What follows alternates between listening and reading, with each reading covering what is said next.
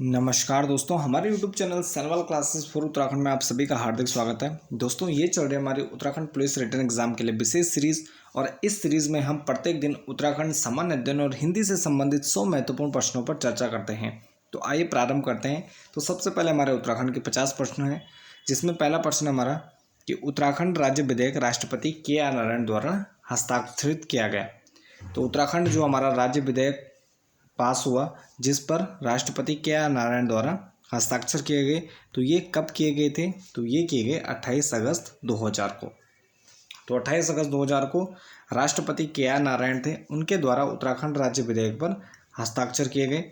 1 अगस्त को लोकसभा में और 10 अगस्त को राज्यसभा में इसे पारित किया गया। तो 28 अगस्त को इस पर राष्ट्रपति द्वारा साइन कर दिए गए और उसके बाद जो उत्तराखंड राज्य विधेयक था ये कानून बन गया और इसी के तहत हमारा पृथक राज्य बना। अगला प्रश्न है कि ब्रह्म कमल किस कुल का पौधा है? तो ब्रह्म कमल क्या है? तो यह एसिटेरेसी कुल का पौधा है ब्रह्म कमल, और ब्रह्म कमल उत्तराखंड का राज्य पुष्प भी है। अगला प्रश्न है कि मोनाल की पूंछ का रंग कैसा होता है? तो मोनाल क्या है? उत्तराखंड का राज्य पक्षी है और इसकी पूंछ का रंग क्या होता है? हरा होता है। अगला प्रश्न है कि मोनाल की नर जाति को कहा जाता है? तो मोनाल की जो नर जाति है उसे क्या कहा जाता है? डफिया कहा जाता है। तो डफिया क्या है? मोनाल की ही एक प्रजाति होती है और यह क्या होती है? नर जाति होती है। अगला प्रश्न है कस्तूरी मिर्की राज्य में कितनी प्रजातियां हैं? तो कस्तूरी मिर्की मुख्यतः क्या है? राज्य में 4 प्रजातियां कस्तूरी मिर्की यहाँ पर पाई जाती हैं। अगला प्रश्न है कि बुरांस को किस वर्ष संरक्षित वृक्ष घोषित किया गया था? तो बुरांस वृक्ष को संरक्षित वृक्ष घोषित किया गया 1974 में। तो 1974 के अधिनियम के तहत बुरांस को संरक्षित वृक्षों की श्रेणी में रखा गया। अगला प्रश्न है कि राज्यपाल को किस अनुसूची के तहत शपथ दिलाई जाती है? तो राज्यपाल की शपथ का वर्णन है अनुसूची 3 में। तो अनुसूची 3 में राज्यपाल को क्या है? अनुसूची 3 के तहत शपथ दिलाई जाती है। अगला प्रश्न है कि राज्यपाल द्वारा महाधिवक्ता की नियुक्ति किस अनुच्छेद के तहत की जाती है? तो राज्यपाल द्वारा महाधिवक्ता की नियुक्ति की जाती है अनुच्छेद 165 के तहत। ये काफ़ी इंपॉर्टेंट है और कई एग्जामों में पूछा जा चुका है कि तो राज्यपाल द्वारा महाधिवक्ता की नियुक्ति की जाती है और ये की जाती है अनुच्छेद 165 में इसका वर्णन किया गया है। अगला प्रश्न है कि राज्य में 46 दिन का राष्ट्रपति शासन के समय तत्कालीन मुख्यमंत्री और राज्यपाल कौन थे? तो राज्य में जो 46 दिन का राष्ट्रपति शासन लगा था तो उस समय तत्कालीन मुख्यमंत्री कौन थे? तो तत्कालीन मुख्यमंत्री थे हरीश रावत जी और राज्यपाल थे के पॉल। तो के पॉल क्या थे? राज्यपाल थे और तत्कालीन मुख्यमंत्री थे हरीश रावत। अगला प्रश्न हमारा कि उत्तराखंड हाईकोर्ट की स्थापना किस अनुच्छेद के तहत की गई है? तो उत्तराखंड हाईकोर्ट की स्थापना की गई है अनुच्छेद 214 के तहत, और उत्तराखंड का जो ये हाईकोर्ट बना तो यह 20वां हाईकोर्ट बना था। तो 9 नवंबर 2000 को राज्य स्थापना के साथ ही हाईकोर्ट की स्थापना भी की जाती है, नैनीताल में स्थित है और अनुच्छेद 214 के तहत यह स्थापित किया गया है। अगला प्रश्न हमारा कि पंचायती राज व्यवस्था को त्रिस्तरीय किस वर्ष किया गया? तो पंचायती राज व्यवस्था को त्रिस्तरीय किया गया 1961 में। तो 1961 में पंचायती राज व्यवस्था को त्रिस्तरीय किया गया, यानी 3 भागों में उसे विभाजित किया गया। अगला प्रश्न है कि किस जिले में सर्वाधिक गांव हैं? तो उत्तराखंड का ऐसा कौन सा जिला है जिसमें सबसे अधिक गांव है? तो वो जिला है पौड़ी गढ़वाल। तो पौड़ी गढ़वाल में क्या है? सर्वाधिक गांव है। अगला प्रश्न है कि अल्मोड़ा बाड़ाछेना के पास स्थित जो लाखू गुफा है यह किस नदी के तट पर है? तो उत्तराखंड में लाखू गुफा क्या है? एक प्रमुख जो शैल चित्र हैं तो यहाँ से प्राप्त होते हैं। तो लाखू उडियार से हमें प्राचीन कालीन शैल चित्र प्राप्त होते हैं। यह अल्मोड़ा के बाड़ाछेना के पास स्थित है और यह किसके नदी के तट पर है? तो यह है सुयाल नदी के तट पर। तो सुयाल नदी के तट पर स्थित है लाखू गुफा। अगला प्रश्न है कि भगवान राम ने अंतिम समय में तपस्या कहाँ की थी? तो भगवान राम ने अपनी अंतिम समय में तपस्या की थी देवप्रयाग में, और देवप्रयाग क्या है? पंच प्रयागों में से एक है और टिहरी जिले में स्थित है देवप्रयाग। अगला प्रश्न है कि त्रिशूल लेख कहाँ से प्राप्त हुए हैं? तो उत्तराखंड में त्रिशूल लेख हमें प्राप्त होते हैं गोपेश्वर और बाड़हाट से। तो गोपेश्वर चमोली में और उत्तरकाशी बाड़हाट से हमें त्रिशूल लेख प्राप्त होते हैं। अगला प्रश्न है कि कुषाणों को कुचलने में महत्वपूर्ण भूमिका किसने निभाई? तो कुषाणों को कुचलने में महत्वपूर्ण भूमिका निभाई यदुवंशी शासकों ने। तो कुनिंदों के साथ यदुवंशी शासकों ने कुषाणों को कुचलने में महत्वपूर्ण भूमिका निभाई थी। अगला प्रश्न है कि जागेश्वर में विमानों का निर्माण किसने करवाया था? तो जागेश्वर में विमानों का निर्माण करवाया था निम्बरदेव द्वारा। और निम्बरदेव क्या है? कार्तिकेयपुर राजवंश से संबंधित है। तो जागेश्वर में विमान क्या होते हैं? जो मंदिर समूह होते हैं उनको विमान कहा जाता है। तो इसी प्रकार से जागेश्वर में कुछ मंदिर समूहों का निर्माण किसने करवाया था? तो निम्बरदेव द्वारा जागेश्वर में विमानों का निर्माण करवाए गए। अगला प्रश्न है कि कार्तिकपुरी राजाओं की लोक भाषा। तो कार्तिकपुरी राजाओं की लोक भाषा क्या थी? यानी जो आम बोलचाल की भाषा थी। तो इस समय पाली भाषा का प्रचलन था। तो पाली भाषा प्रचलित थी कार्तिकेयपुर राजाओं की लोक भाषा। अगला प्रश्न है कि पहला चंद शासक जिसने नेपाल पर विजय प्राप्त की थी। तो पहला ऐसा चंद शासक कौन है जिसने नेपाल या डोटी, तो उस समय जो पश्चिमी नेपाल का हिस्सा था तो उसे डोटी कहा जाता था, जो कि एक शक्तिशाली राज्य था। तो इस समय वहाँ पर चंद शासकों में भारती चंद द्वारा सबसे पहले आक्रमण किया जाता है डोटी पर, और डोटी पर क्या है? विजय प्राप्त की जाती है भारती चंद द्वारा। अगला प्रश्न है कि चंपावत स्थित गोला चौड़ किले का निर्माण किसने करवाया था? तो चंपावत स्थित गोला चौड़ किले का निर्माण करवाया था राजा गौरिल द्वारा। तो राजा गौरिल के द्वारा गोला चौड़ जो चंपावत में स्थित किला है तो इसका निर्माण करवाया गया। अगला प्रश्न है किस वर्ष मुगल सेनापति नवाजत खान ने दून घाटी पर हमला किया था? तो ये क्या था? 1635-36 में नवाजत खान द्वारा दून घाटी पर हमला किया जाता है। और मुगल शासक रहते हैं, ये सेनापति रहते हैं शाहजहाँ के। तो शाहजहाँ के आदेश पर सेनापति नवाजत खान द्वारा दून घाटी पर हमला किया जाता है।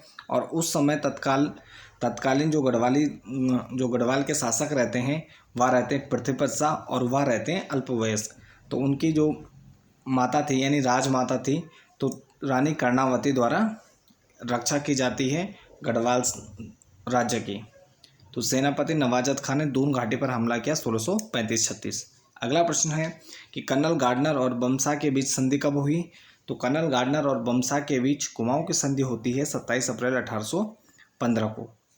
तो 27 अप्रैल 1815 को कुमाऊं की संधि होती है, और इसी के तहत कुमाऊं जो संपूर्ण कुमाऊं है वह स्वतंत्र हो जाता है गोरखों के कुशासन से।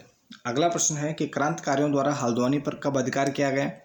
तो क्रांतिकारियों द्वारा हल्द्वानी पर अधिकार किया गया 17 सितंबर 1857 में। तो जब देश का प्रथम स्वतंत्रता संग्राम होता है तो इसी क्रम में उत्तराखंड में भी आंदोलन होते हैं, और इसी प्रकार जो क्रांतिकारी गतिविधियां थी तो इसमें हल्द्वानी पर क्रांतिकारियों द्वारा अधिकार कर लिया जाता है। तो ये किया जाता है 17 सितंबर 1857 में। अगला प्रश्न है कि कुमाऊं परिषद का कांग्रेस में विलय हुआ। तो कुमाऊं परिषद का कांग्रेस में विलय होता है 1926 में। 1916 में यह कुमाऊं परिषद का गठन किया जाता है, और 10 साल में यानी 10 साल बाद 1926 में यह कांग्रेस में सम्मिलित हो जाता है। अगला प्रश्न है कि देघाट गोलीकांड में शहीद व्यक्ति थे। तो देघाट गोलीकांड में शहीद व्यक्ति कौन कौन से थे? हीरामणि, हरिकृष्ण और बद्रीदत्त कांडपाल क्या हैं? देघाट गोलीकांड में शहीद होने वाले प्रमुख व्यक्ति थे। तो राज्य आंदोलन के दौरान देघाट गोलीकांड घटित होता है, जिसमें हीरामणि, हरिकृष्ण और बद्रीदत्त कांडपाल क्या है? शहीद हो जाते हैं। अगला प्रश्न है कि लक्ष्मी आश्रम से जुड़ी दो सगी बहनें कौन सी थी? तो लक्ष्मी आश्रम से जुड़ी दो सगी बहनें थी कमला और बसंती। तो कमला और बसंती क्या है? ये दोनों लक्ष्मी आश्रम से जुड़ी दोनों सगी बहनें थी। अगला प्रश्न है कि कोटाखर्रा आंदोलन का संबंध था। तो कोटाखर्रा आंदोलन या भूमिहीनों को भूमि वितरण करने से। तो कोटाखर्रा जो आंदोलन चलाया गया तो इसका जो मुख्य उद्देश्य था कि जो भूमिहीन कृषक हैं तो उनको भूमि वितरण करने के लिए था। अगला प्रश्न है कि पर्वतीय राज्य परिषद के उपाध्यक्ष थे। तो पर्वतीय राज्य परिषद के उपाध्यक्ष थे गोविंद सिंह मेहरा। तो पर्वतीय राज्य परिषद के उपाध्यक्ष कौन थे? गोविंद सिंह मेहरा। अगला प्रश्न है कि उत्तराखंड संयुक्त संघर्ष समिति का नेतृत्व किसने किया था? उत्तराखंड संयुक्त संघर्ष समिति का नेतृत्व किया था द्वारिका प्रसाद उनियाल ने। तो द्वारिका प्रसाद उनियाल द्वारा उत्तराखंड संयुक्त संघर्ष समिति का नेतृत्व किया गया, और ये सभी जो संगठन थे ये पृथक राज्य आंदोलन के दौरान बनाए गए थे। अगला प्रश्न है कि देहरादून में खबरदार रैली का आयोजन। तो देहरादून में खबरदार रैली का आयोजन किया जाता है अक्टूबर 2000 में। तो देहरादून में खबरदार रैली का आयोजन कब किया जाता है? अक्टूबर 2000। अगला प्रश्न है कि उत्तराखंड के संबंध में प्रथम लिखित उल्लेख मिलता है। तो उत्तराखंड का हमें प्रथम लिखित उल्लेख कहाँ से प्राप्त होता है? तो ये होता है ऋग्वेद में। सबसे प्राचीन वेद है और ऋग्वेद में ही उत्तराखंड के संबंध में हमें प्रथम लिखित वर्णन प्राप्त होता है। अगला प्रश्न है कि कौन सी नदी राज्य की दक्षिणी प्राकृतिक सीमा बनाती है। तो वह कौन सी नदी है राज्य की तो दक्षिण की प्राकृतिक सीमा बनाती है, तो ये कौन सी है, तो ये है शिवालिक व तराई क्षेत्र से उत्तर प्रदेश से।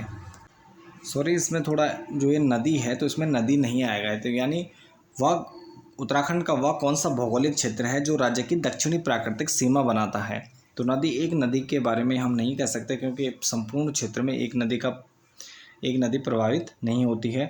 तो ये क्वेश्चन कुछ इस प्रकार होगा कि उत्तराखंड में या राज्य का कौन सा ऐसा भौगोलिक क्षेत्र है जो राज्य की दक्षिणी प्राकृतिक सीमा बनाता है। तो ये शिवालिक और तराई क्षेत्र है जो राज्य की दक्षिण प्राकृतिक सीमा बनाते हैं और यह सीमा उत्तर प्रदेश से लगती है। अगला प्रश्न है राज्य का सबसे पूर्वी जिला। तो राज्य का सबसे पूर्वी जिला कौन सा है, तो ये पिथौरागढ़ है। तो राज्य का सबसे पूर्वी जिला है पिथौरागढ़। अगला प्रश्न है उत्तराखंड को कुल कितने भौगोलिक क्षेत्रों में बांटा गया है। तो उत्तराखंड को मुख्यतः 8 भौगोलिक क्षेत्रों में बांटा गया है। अगला प्रश्न है शिवालिक पहाड़ियों को प्राचीन काल में क्या कहते थे। तो शिवालिक पहाड़ियों को प्राचीन काल में क्या है, मैनाक पर्वत के नाम से जाना जाता है। तो शिवालिक पहाड़ियों को क्या कहा जाता है, मैनाक कहा जाता था।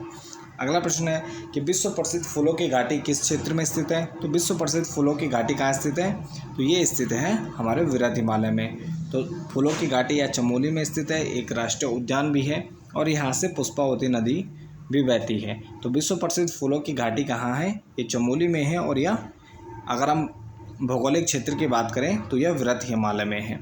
अगला प्रश्न है कि कौन सा दर्रा चंपावत और पिथौरागढ़ को जोड़ता है। तो पिथौरागढ़ और चंपावत को जोड़ने वाला प्रमुख दर्रा है लास्पा दर्रा। तो लास्पा दर्रा क्या है, पिथौरागढ़ और चंपावत को जोड़ता है। अगला प्रश्न है कि ग्रीष्म ऋतु को स्थानीय भाषा में कहते हैं। तो ग्रीष्म ऋतु को स्थानीय भाषा में रूढ़ी या खरसाऊं कहा जाता है। तो ग्रीष्म ऋतु को स्थानीय भाषा में क्या कहते हैं, रूढ़ी या खरसाऊं।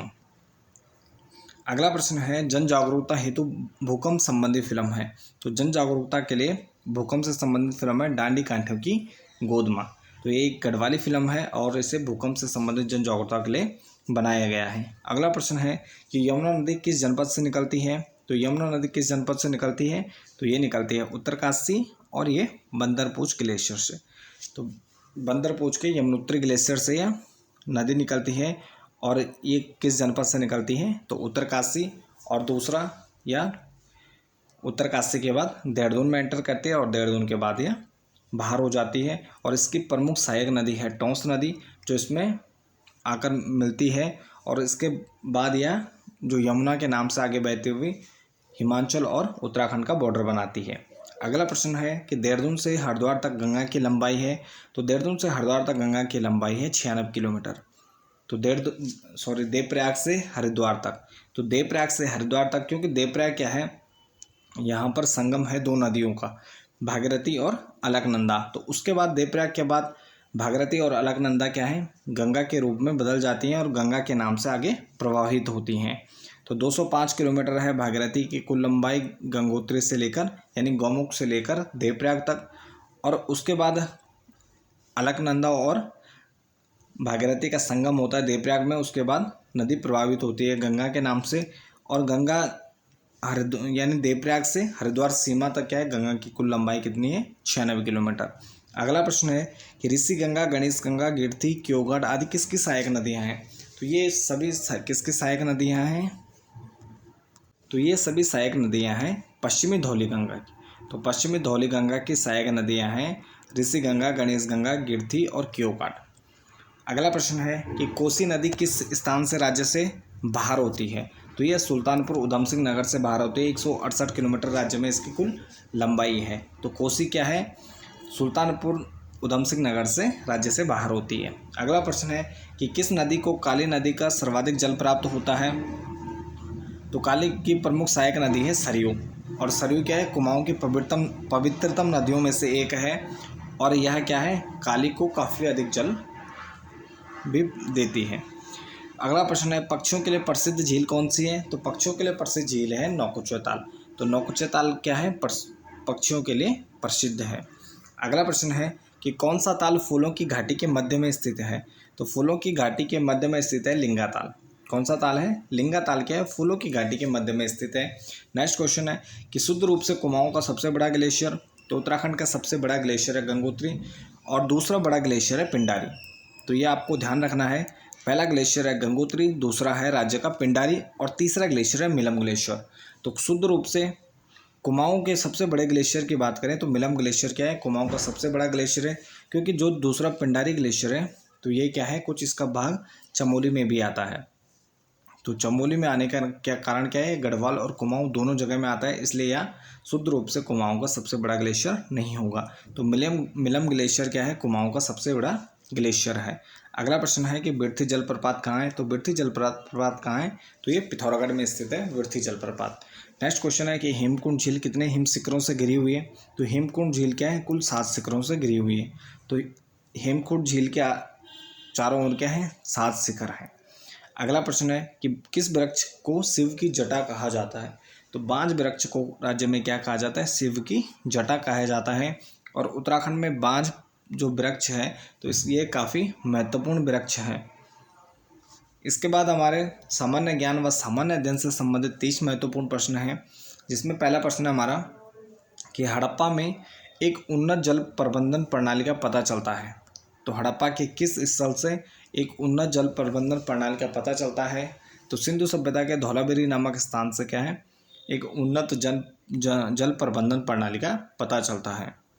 अगला प्रश्न है कि आर्यों के आर्कटिक होम सिद्धांत का पक्ष किसने लिया था, तो आर्यों के आर्कटिक होम सिद्धांत का पक्ष लिया था बीजी तिलक द्वारा। तो बाल गंगाधर तिलक ने आर्यों के आर्कटिक होम सिद्धांत का पक्ष लिया।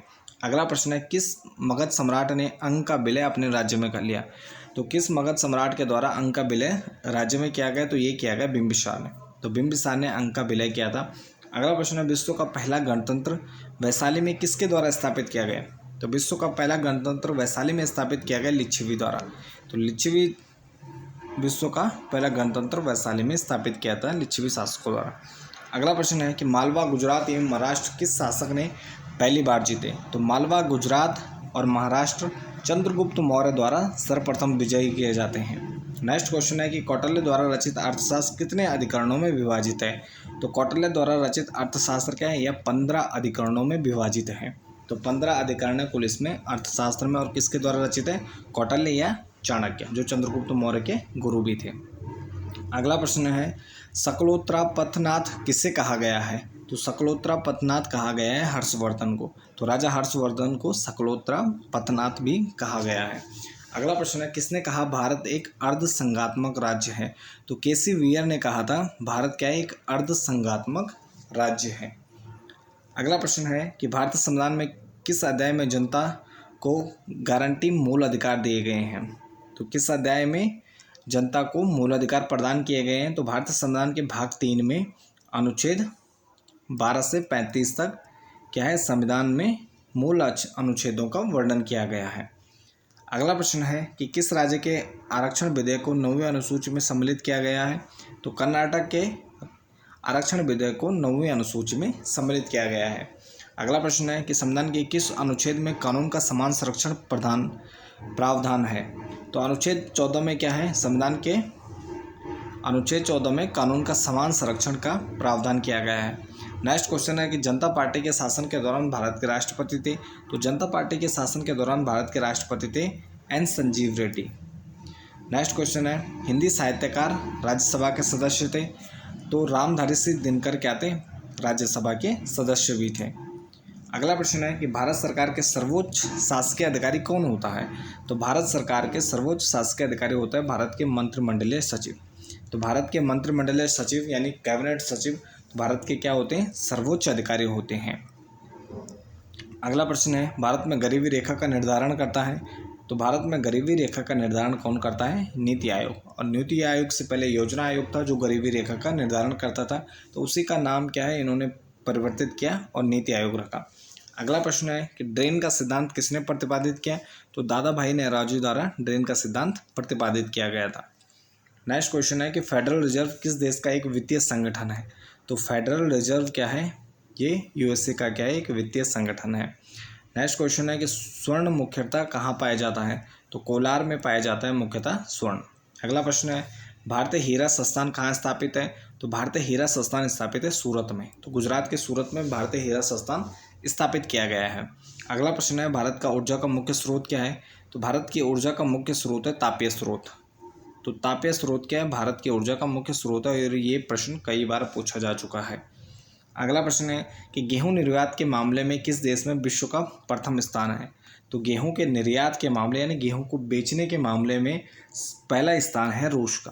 तो रूस का पहला स्थान है गेहूं निर्यात के मामले में। अगला प्रश्न है कि राष्ट्रीय कृषि विपणन संस्थान कहाँ स्थित है? तो राष्ट्रीय कृषि विपणन संस्थान कहाँ स्थित है? तो यह है जयपुर में। तो राजस्थान के जयपुर में स्थित है राष्ट्रीय कृषि विपणन संस्थान। अगला प्रश्न है कि वर्गीज कुरियन से किससे संबंधित है? तो श्वेत क्रांति के जनक माने जाते हैं वर्गीज कुरियन। अगला प्रश्न है सूर्य के मध्य भाग को कहा जाता है? तो सूर्य के मध्य भाग को प्रकाश मंडल कहा जाता है। नेक्स्ट क्वेश्चन है सियाल, सीमा तथा निफी के रूप में भूगर्भ का विभाजन किसके द्वारा किया गया? तो ये स्वेस के द्वारा किया गया। नेक्स्ट क्वेश्चन है कि प्लेट विवर्तनिक सिद्धांत का प्रतिपादन किसने किया? तो हैरी हेस के द्वारा प्लेट विवर्तनिक प्रतिपादन सिद्धांत का प्रतिपादन किया गया हैरी हेस। नेक्स्ट क्वेश्चन है कि देशांतरी दूरी 1 घंटे के समांतराल के बराबर होता है? तो ये होती है 15 डिग्री। कि देशांतरी दूरी क्या है? 1 घंटे के समांतराल के बराबर होती है 15 डिग्री। नेक्स्ट क्वेश्चन है अवसादी शैलों का दूसरा नाम क्या है? तो स्तृण शैलें भी क्या अवसादी शैलों को कहा जाता है स्थानांतरित शैलें। अगला प्रश्न है कि टेलीग्राफिक पठार कहाँ स्थित है? तो उत्तरी अटलांटिक महासागर क्या है? टेलीग्राफिक पठार यहाँ स्थित है। और सामान्य अध्ययन और सामान्य ज्ञान का अंतिम प्रश्न है कि प्रति चक्रवात किस क्षेत्र में कम उत्पन्न होते हैं? तो भूमध्य रेखीय क्षेत्र में प्रति चक्रवात क्या है? कम उत्पन्न होते हैं। और इसके बाद हिंदी के 20 महत्वपूर्ण प्रश्न हैं। तो इसमें पहला प्रश्न है किस कवि को कवियों का कवि कहा जाता है? तो किस कवि को कवियों का कवि कहा जाता है? तो ये कहा जाता है शमशेर बहादुर सिंह को। तो शमशेर बहादुर सिंह को कवियों का कवि कहा जाता है। अगला प्रश्न है कि हिंदी का पहला पत्र कौन सा है? तो हिंदी भाषा का पहला पत्र है उदंत मार्तंड। तो ये क्या था? एक साप्ताहिक पत्र था, यानी सप्ताह में एक बार निकलता था उदंत मार्तंड, और यह हिंदी भाषा का क्या है? पहला पत्र भी है। अगला प्रश्न है कि जलद और जलज का अर्थ है? तो इसमें क्या है? दा और जा का फर्क है। तो आपको समझना है कि जलद का अर्थ क्या होता है? बादल, और जलज का अर्थ होता है कमल। तो जलद बादल और जलज का कमल। अगला प्रश्न है कि मीनाक्षी ने कविता को अपनी सारी पुस्तक दी, कौन सा कारक है? तो मीनाक्षी ने कविता को अपनी सारी पुस्तक दी, तो ये देने का भाव है, तो क्या हो जाएगा? संप्रदान कारक। अगला प्रश्न है सत्य हरिश्चंद्र के रचनाकार हैं? तो सत्य हरिश्चंद्र के रचनाकार हैं भारतेंदु हरिश्चंद्र, और इनको क्या कहा जाता है? आधुनिक हिंदी का जनक भी कहा जाता है। तो भारतेंदु हरिश्चंद्र क्या है? सत्य हरिश्चंद्र के रचनाकार हैं और इनको आधुनिक हिंदी का जनक भी कहा जाता है। अगला प्रश्न है जब कर्ता किसी कार्य को स्वयं न करके दूसरे को करने के लिए प्रेरित करता है तो कहलाता है? तो जब क्या होता है? कर्ता किसी कार्य को स्वयं न करके दूसरे को प्रेरित करता है तो यह कहलाता है प्रेरणार्थक क्रिया। तो क्या कहलाता है? प्रेरणार्थक क्रिया। अगला प्रश्न है कि संसार शब्द में कौन सी संधि है? तो संसार शब्द में कौन सी संधि है? संसार क्या है? समधनसार। तो समधनसार, तो ये क्या हो जाएगा? व्यंजन संधि। अगला प्रश्न है पृथ्वीराज रासो किस काल की रचना है? तो पृथ्वीराज रासो रचना है आदिकाल की। तो पृथ्वीराज रासो किस काल की रचना है? आदिकाल। अगला प्रश्न है कि तद्भव शब्दों का निर्माण संस्कृत शब्दों से होता है? तो ये होता है करण कारक। तो तद्भव शब्दों का निर्माण संस्कृत शब्दों से, इसमें करण कारक। अगला प्रश्न है कि भारोपीय शब्द किस भाषा से संबंधित है? तो भारोपीय शब्द ये संबंधित है हिंदी भाषा से। किससे संबंधित है? भारोपीय शब्द किस भाषा से संबंधित है? तो ये है हिंदी। अगला प्रश्न है कि मुर्दों का टीला उपन्यास के रचनाकार है? तो मुर्दों का टीला, ये भी काफ़ी महत्वपूर्ण प्रश्न है। तो मुर्दों का टीला उपन्यास के रचनाकार है रांगेय राघव। तो रांगेय राघव क्या है? मुर्दों के टीला उपन्यास के रचनाकार हैं। अगला प्रश्न है कि रतन बावनी रसिक प्रिया रामचंद्रिका और कवि प्रिया के लेखक हैं? तो रतन बावनी, रसिक प्रिया, रामचंद्रिका और कवि प्रिया के लेखक कौन हैं? तो इसके लेखक हैं केशव दास। तो केशव दास द्वारा लिखे गए हैं ये सारे ग्रंथ। अगला प्रश्न है कि चलता फिरता में कौन सा समास है? तो चलता फिरता में क्या आएगा? डैश आएगा। तो ये क्या हो जाएगा? द्वंद्व समास। अगला प्रश्न है कि मार्गदर्शन करना। तो मार्गदर्शन करने का अर्थ क्या हो जाता है? निर्देशक। तो मार्गदर्शन करना यानी निर्देशक। अगला प्रश्न है कि अणिमा के रचनाकार हैं। तो अणिमा के रचनाकार कौन कौन है? सूर्यकांत त्रिपाठी निराला जी हैं अणिमा नामक ग्रंथ के रचनाकार। नेक्स्ट क्वेश्चन है कि राम क्रिकेट खेलता है पर अच्छा नहीं। तो राम क्रिकेट खेलता है पर अच्छा नहीं वाक्य है, तो यह क्या है? तो यह है सरल वाक्य। राम क्रिकेट खेलता है पर अच्छा नहीं, तो ये क्या है? सरल वाक्य। अगला प्रश्न है वह बीबी मेरी है, इस वाक्य में कारक है। तो वह बीबी मेरी है, तो इस वाक्य में कारक क्या होगा? संबंध कारक हो जाएगा। नेक्स्ट क्वेश्चन है कि रामचंद्र शुक्ल ने हिंदी का प्रथम जन काव्य किसे कहा? तो रामचंद्र शुक्ल ने हिंदी का प्रथम जन काव्य, तो हिंदी का प्रथम जन काव्य खुमार रासों को कहा है रामचंद्र शुक्ल ने। अगला प्रश्न है कि नरपति नाल ने किसे स्त्री रसायन कहा है? तो विशल देव रासों को नरपति नाल ने क्या कहा है? स्त्री रसायन कहा है। और आज का हमारा अंतिम प्रश्न है कि रामचंद्र शुक्ल ने किसको छंदों का अजैव घर कहा है? तो रामचंद्र शुक्ल द्वारा किसको या किस ग्रंथ को छंदों का अजैव घर कहा है? तो ये कहा है इन्होंने पृथ्वीराज रासो को। तो किससे कहा है इन्होंने छंदों का अजैव घर? तो ये कहा है इन्होंने पृथ्वीराज रासो। तो ये थे हमारे आज के 100 महत्वपूर्ण प्रश्न। तो इसके साथ इस वीडियो को यहीं पर समाप्त करते हैं। बाकी बने रहें चैनल के साथ। धन्यवाद।